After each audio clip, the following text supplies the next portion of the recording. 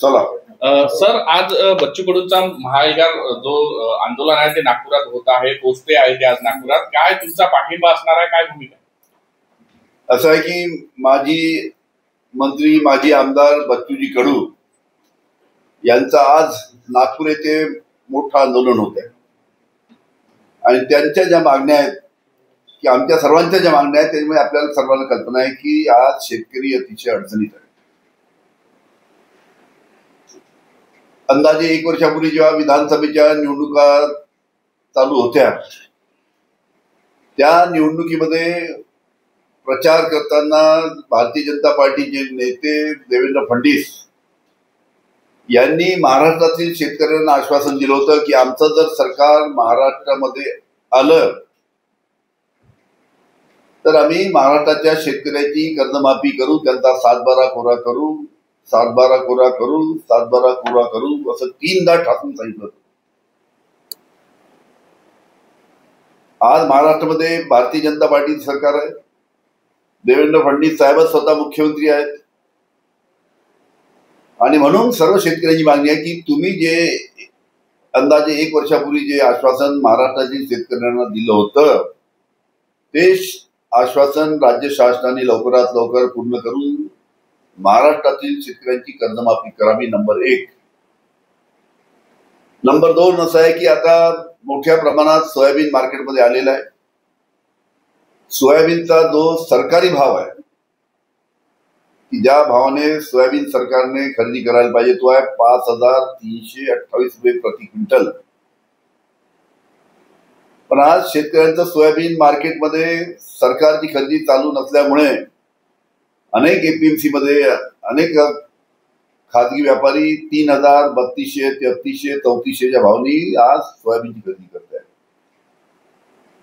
शेतकऱ्यांना एका क्विंटलच्या मागे अंदाजे 2,000 रुपये त्यांचा नुकसान त्यांनी होत आहे. याच्याकडे सरकारचं लक्ष नाही. कुठेही सोयाबीनचे खरेदी केंद्र चालू नाही. हमी भावाच्या 2,000 रुपये भाव कमी आहे. याकडे शासनाचं लक्ष नाही. त्याचबरोबर आता कापूस मार्केटमध्ये येतोय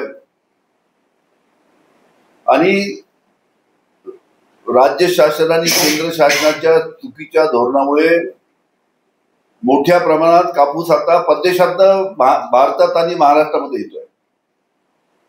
पहिले परदेशातनं कापूस जर आणायचा असेल तर आयात कर 11% लागत होता. तो आयात कर या सरकारने 0% केला आणि त्याच्यामुळे मोठ्या प्रमाणात परदेशातला ब्राझील असो, अमेरिका असो, अनेक देशातला कापूस आज भारतामध्ये येत आहे, महाराष्ट्रामध्ये येत आहे. त्याच्यामुळे आता कापूस ज्या मार्केटमध्ये जाईल आता काही दिवसात तेव्हा कापूस उत्पादक शेतकऱ्याला भाव मिळणार नाही. तशी धानाची परिस्थिती आहे. तशी तिकडे नाशिकच्या भागामध्ये कांद्याची परिस्थिती आहे. सगळ्या शेतमालांची अशी परिस्थिती आहे. त्याकडे सरकारचं काही लक्ष नाही. त्याच्यामुळे शेतमालाला हमी भाव दिला पाहिजे, शेतकऱ्यांची कर्जमाफी झाली पाहिजे आणि जे फसवं पॅकेज जे जाहीर केलेलं आहे 32,000 कोटीचं हे सर्व फसवं पॅकेज आहे. दिवाळीच्या पहिले देऊन सांगितलं, दिवाळीच्या पहिले फार कमी लोकांना मिळालं. आकडे मोठे मोठे फुगून फक्त पॅकेजचे सांगितले.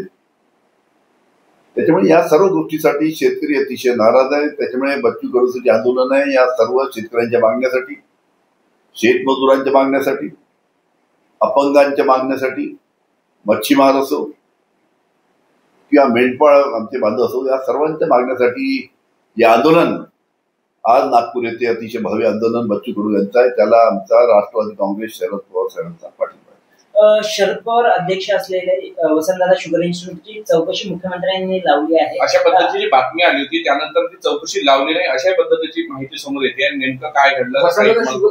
वसंतदादा शुगर इन्स्टिट्यूटच्या प्रत्येक ऊस उत्पादकाकडून 1 रुपये कापून घेतला जाईल, त्याचा विनियोग कसा होतो याचं ऑडिट करण्याची मागणी राधाकृष्ण विखे पाटील यांनी केली होती. त्यानंतर साखर आयुक्तांनी याचा अहवाल द्यावा असे निर्देश मुख्यमंत्र्यांनी दिले होते.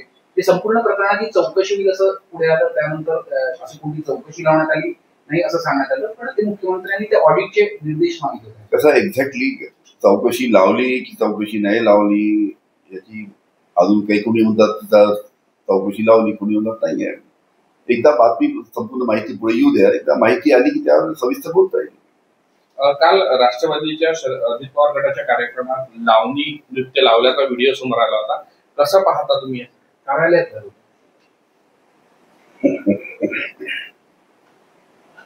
कठीण आहे.